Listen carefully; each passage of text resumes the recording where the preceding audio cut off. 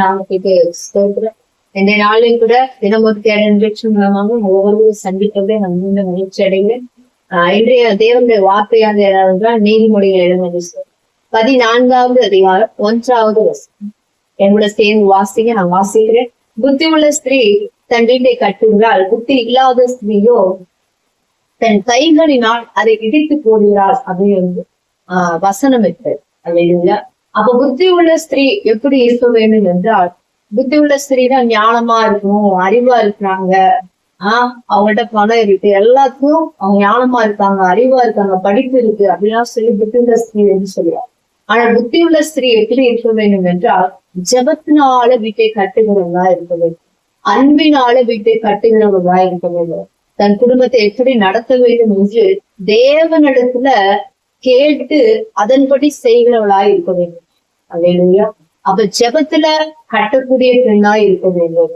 குடும்பத்துல எத்தனையோ பிரச்சனைகள், போராட்டங்கள், நெருக்கங்கள் வருகிற நேரத்துல அந்த புத்தி உள்ள ஸ்திரீ என்ன பண்ணுவாங்க அப்படின்னா, ஜெபத்தினால ஜெயம் எடுக்க. அப்ப ஜெபிக்கிற பொழுது என் பிள்ளைகளை எப்படி வழி நடக்கணும், என் கணவரை எப்படி வழி நடக்கணும், நான் எப்படி வேலை செய்யணும், என் குடும்பத்தை எப்படி நடத்த வேண்டும் என்று சொல்லி ஜெபத்துல தரித்திருந்து ஆண்டவர் நோக்கி ஜெபிக்கிற பொழுது அப்படியாய் தேவன் சில காரியங்களை வெளிப்படும். இப்படிலாம் நடக்கணும், இப்படிலாம் செய்ய வேண்டும் என்று. அப்ப அதன்படி செய்கிறவள் தான் புத்தி உள்ள ஸ்திரீயா இருப்பார். அவள் தான் வீட்டை கட்டுகிறவளா இருப்பாங்க, குடும்பத்தை நடத்துகிற பெண்ணாக இருப்பாங்க. தன் பிள்ளைகளை எப்படிலாம் வளர்க்க வேண்டும்,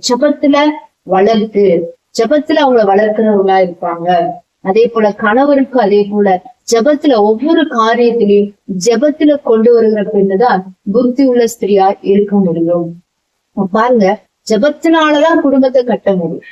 அப்போ ஞானம் மாத்திரம் இருந்தா பத்தாது, அறிவு மாத்திரம் இருந்தா பத்தாது.